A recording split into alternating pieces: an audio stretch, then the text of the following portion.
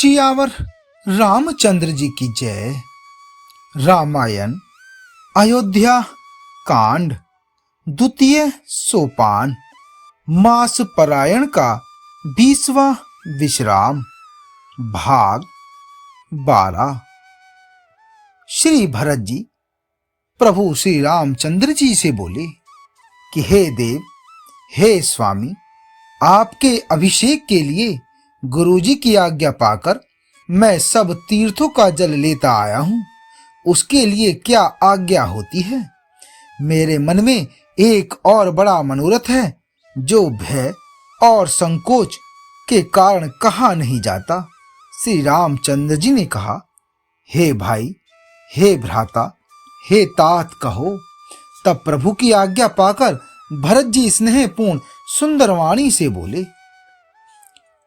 आज्ञा हो तो चित्रकूट के पवित्र स्थान, तीर्थ, वन, पक्षी, पशु, तालाब, नदी, झरने और पर्वतों के समूह तथा विशेषकर प्रभु आपके चरण चिन्हों से अंकित भूमि को देख आऊं। श्री रघुनाथ जी बोले, अवश्य ही। अत्रि ऋषि की आज्ञा को सिर पर धारण करो। उनसे पूछकर वे जैसा कहें वैसा करो और निर्भय होकर वन में विचरो।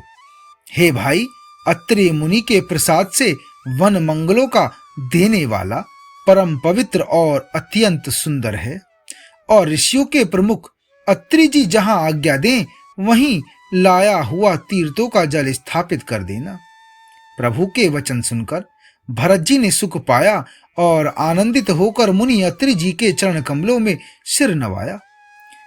भरत राम संवाद सुनी सकल सुमंगल मूल, सुर स्वारथि सरारही कुल, वरसत सुर तरु फूल।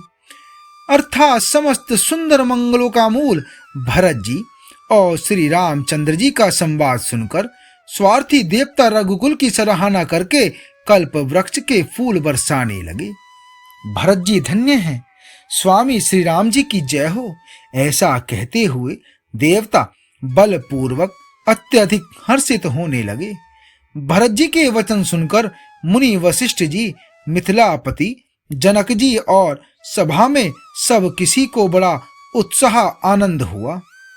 भरत जी और श्री रामचंद्र जी के गुण समूह की तथा प्रेम की विदेह राज जनक जी पुलकित होकर प्रशंसा कर रहे हैं। सेवक और स्वामी दोनों का सुंदर स्वभाव है। इनके नियम और प्रेम पवित्र को भी अत्यंत पवित्र करने वाले हैं। मंत्री और सभासद सभी प्रेम मुग्ध होकर अपनी अपनी बुद्धि के अनुसार सराहना करने लगे। श्री रामचंद्र जी और भरत जी का संवाद सुन सुनकर दोनों समाजों के हृदयों में हर्ष और विषाद, भरत जी के सेवा धर्म को देखकर हर्ष और राम वियोग की संभावना से विषाद दोनों हुए। श्री रामचंद्र जी की माता कौशल्या जी ने दुख और सुख को समान जानकर श्री राम जी के गुण कहकर दूसरी रानियों को धैर्य बंधाया। कोई श्री राम जी की बड़ाई बड़प्पन की चर्चा कर रहे हैं तो कोई भरत जी के अच्छेपन की सराहना करते हैं। तब अत्रि जी ने भरत जी से कहा, इस पर्वत के समीप ही एक सुंदर कुआं है। इस पवित्र अनुपम और अमृत जैसे तीर्थ जल को उसी में स्थापित कर दीजिए। भरत जी ने अत्रि मुनि की आज्ञा पाकर जल के सब पात्र रवाना कर दिए और छोटे भाई शत्रुघ्न, अत्रि मुनि तथा अन्य साधु संतों सहित आप वहां गए जहां वह अथाह कुआं था और उस पवित्र जल को उस पुण्य स्थल में रख दिया। तब अत्रि ऋषि ने प्रेम से आनंदित होकर ऐसा कहा कि हे तात, यह अनादि सिद्ध स्थल है। काल क्रम से यह लोप हो गया था, इसलिए किसी को इसका पता नहीं था। तब भरत जी सेवकों ने उस जलयुक्त स्थान को देखा और उस सुंदर तीर्थों के जल के लिए एक खास कुआं बना लिया। दैव योग से विश्व भर का उपकार हो गया। धर्म का विचार जो अत्यंत अगम था वह इस कूप के प्रभाव से सुगम हो गया। अब इसको लोग भरतकूप कहेंगे। तीर्थों के जल के संयोग से तो यह अत्यंत ही पवित्र हो गया। इसमें प्रेम पूर्वक नियम से स्नान करने पर प्राणी मन, वचन और कर्म से निर्मल हो जाएंगे। कूप की महिमा कहते हुए सब लोग वहां गए जहां श्री रघुनाथ जी थे। श्री रघुनाथ जी को अत्रि जी ने उस तीर्थ का पुण्य प्रभाव सुनाया। प्रेम पूर्वक धर्म के इतिहास कहते वह रात्रि सुख से बीत गई और प्रातः हो गया। भरत शत्रुघ्न दोनों भाई नित्य क्रिया पूरी करके श्री राम जी, अत्रि जी और गुरु वशिष्ठ जी की आज्ञा पाकर समाज सहित सब सादे साजक से श्री राम जी के वन में भ्रमण प्रदक्षिणा करने के लिए पैदल ही चले। कोमल चरण हैं और बिना जूते के चल रहे हैं। यह देखकर पृथ्वी मन ही मन सकुचाकर कोमल हो गई। कुश, कांटे, कंकड़ी, दरारे आदि कड़वी, कठोर और बुरी वस्तुओं को छिपाकर पृथ्वी ने सुंदर और कोमल मार्ग कर दिए। सुखों को साथ लिए सुखदायक शीतल मंद सुगंध हवा चलने लगी। रास्ते में देवता फूल बरसाकर, बादल छाया करके, वृक्ष फूल फलकर, तृण अपनी कोमलता से, मृग पशु देखकर और पक्षी सुंदरवाणी बोलकर सभी भरत जी को श्री रामचंद्र जी के प्यारे जानकर उनकी सेवा करने लगे। जब एक साधारण मनुष्य को भी आलस्य से जम्भाई लेते समय राम कह देने से ही सब सिद्धियां सुलभ हो जाती हैं, तब श्री रामचंद्र जी के प्राण प्यारे भरत जी के लिए यह कोई बड़ी आश्चर्य की बात नहीं है। कार भरत जी वन में फिर रहे हैं, उनके नियम और प्रेम को देखकर मुनि भी सकुचा जाते हैं। पवित्र जल के स्थान, नदी, बावली, कुंड आदि पृथ्वी के पृथक पृथक भाग, पक्षी, पशु, वृक्ष, तृण, घास, पर्वत, वन और बगीचे सभी विशेष रूप से सुंदर, विचित्र, पवित्र और दिव्य देखकर भरत जी पूछते हैं और उनका प्रश्न सुनकर ऋषिराज अत्रि जी प्रसन्न मन से सबके कारण, नाम, गुण और पुण्य प्रभाव को कहते हैं। भरत जी कहीं स्नान करते हैं, कहीं प्रणाम करते हैं, कहीं मनोहर स्थानों के दर्शन करते हैं और कहीं मुनि अत्रि जी की आज्ञा पाकर बैठकर सीता जी सहित श्री राम लक्ष्मण दोनों भाइयों का स्मरण करते हैं। भरत जी के स्वभाव, प्रेम और सुंदर सेवा भाव को देखकर वन देवता आनंदित होकर आशीर्वाद देते हैं। यों घूम फिरकर 2.5 पहर दिन बीतने पर लौट पड़ते हैं और आकर प्रभु श्री रघुनाथ जी के चरण कमलों का दर्शन करते हैं। देखे थल तीरथ सकल भरत 5 दिन मांझ, कहत सुनत हरिहर सुजसु गयउ दिवसु भई सांझ। भरत जी ने 5 दिन में सब तीर्थ स्थानों के दर्शन कर लिए। भगवान विष्णु और महादेव जी का सुंदर यश कहते सुनते वह 5वां दिन भी बीत गया, अर्थात संध्या हो गई। अगले 6ठे दिन प्रातः स्नान करके भरत जी, ब्राह्मण, राजा जनक और सारा समाज आ जुटा। आज सबको विदा करने के लिए अच्छा दिन है, यह मन में जानकर भी कृपालु श्री राम जी कहने में सकुचा रहे हैं।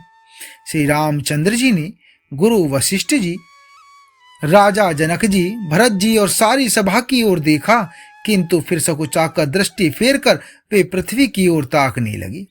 सभा उनके शील की सराहना करके सोचती है कि श्री रामचंद्र जी के समान संकोची स्वामी कहीं नहीं है।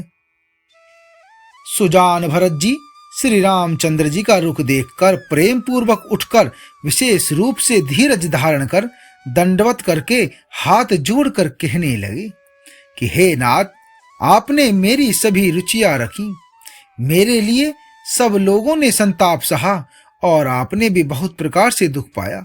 अब स्वामी मुझे आज्ञा दें, मैं जाकर अवधि भर 14 वर्ष तक अवध का सेवन करूं। हे दीन दयालु, जिस उपाय से यह दास फिर चरणों का दर्शन करे, हे कौशलाधीश, हे कृपालु, अवधि भर के लिए मुझे वही शिक्षा दीजिए। हे गोसाई, आपके प्रेम और संबंध से अवधपुरवासी, कुटुंबी और प्रजा सभी पवित्र और रस आनंद से युक्त हैं।